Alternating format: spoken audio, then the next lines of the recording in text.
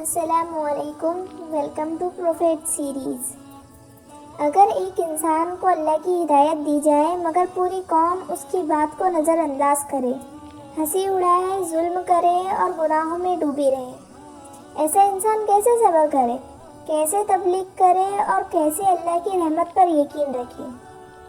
یہ داستان ہے حضرت نوح علیہ السلام کی، جو صدیوں تک اپنی قوم کو توحید کی طرف بلاتے رہے، صبر، استقامت اور اللہ کی محبت کے ساتھ۔ حضرت نوح علیہ السلام کو اللہ نے بھیجا تاکہ وہ اپنی قوم کو بتائے اللہ ایک ہے، گناہ چھوڑو، سیدھا راستہ اختیار کرو۔ مگر قوم مسلسل انکار کرتی رہی، مذاق اڑاتی رہی اور کہتی یہ بوڑھا شخص پاگل ہو گیا، پانی کہاں سے آئے گا۔ ظلم، ناانصافی اور بت پرستی عام تھی۔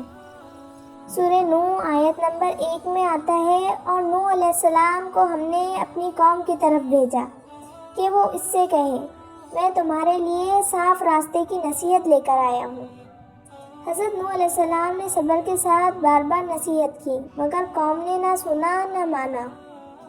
سورہ ہود آیت نمبر 50 میں اللہ فرماتے ہیں، اور نوح علیہ السلام نے اپنی قوم سے کہا اے قوم، تم اللہ کی نافرمانی کیوں کرتے ہو؟ تمہارے لیے زمین اور آسمان کا خالق تمہیں سب چیزیں عطا کرنے والا ہے۔ اللہ نے حضرت نوح علیہ السلام کو حکم دیا کہ وہ ایک کشتی بنائے، کیونکہ آنے والا طوفان زمین و آسمان کو ڈھانپنے والا تھا۔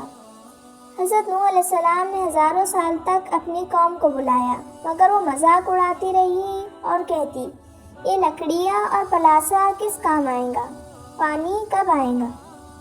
حضرت نوح علیہ السلام صبر سے کشتی بناتے رہے، روزانہ لکڑیاں جمع کرتے، مضبوط بنیادیں اور دیواریں بناتے۔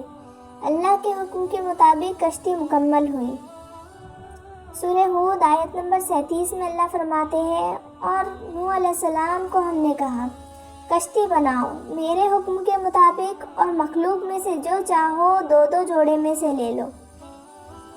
کشتی جب مکمل ہوئی، قوم نے مذاق اڑایا، یہ بوڑھا شخص پاگل ہے، یہ لکڑیاں کس کام آئیں گی، پانی کہاں سے آئے گا۔ حضرت نوح علیہ السلام نے انہیں سمجھانے کی کوشش کی لیکن کسی نے نہ سنی نہ مانی۔ جب طوفان آیا سب لوگ خوف زدہ تھے۔ حضرت نوح علیہ السلام نے اپنے بیٹے کو بھی کہا کہ کشتی میں سوار ہو جائے، لیکن ان کا بیٹا ایمان نہیں لایا اور طوفان کی وجہ سے ڈوب گیا۔ یہ واقعہ ہمیں سکھاتا ہے ایمان فرداً ضروری ہے، کسی کا قربانی یا تعلق خود بخود نجات نہیں دلاتا۔ سورہ ہود آیت نمبر 42 میں اللہ فرماتے ہیں، اور نوح علیہ السلام کا بیٹا کافر تھا، لہٰذا ہم نے اسے طوفان میں غرق کر دیا، حالانکہ وہ کشتی کے قریب تھا۔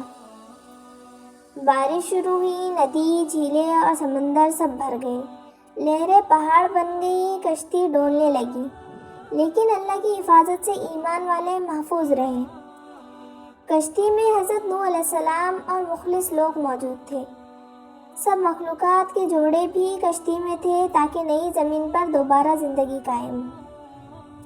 سورۃ الاعراف آیت نمبر 64 میں اللہ فرماتے ہیں، اور ہم نے نوح علیہ السلام اور جو لوگ ان کے ساتھ تھے بچا لیا، اور باقی سب غرق کر دیے گئے جو کافر تھے۔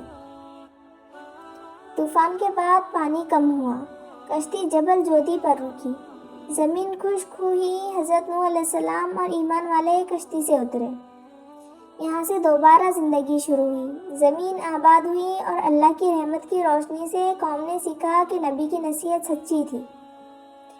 سورہ نوح آیت نمبر 28 میں اللہ فرماتے ہیں، اور ہم نے نوح اور جو لوگ ان کے ساتھ تھے بچا لیا اور زمین پر دوبارہ زندگی شروع کر دی۔ حضرت نوح علیہ السلام کی زندگی ہمیں یہ سکھاتی ہے صبر اور استقامت ایمان کی پہچان ہے۔ اللہ کی ہدایت کو ماننا ہر شخص پر ضروری ہے۔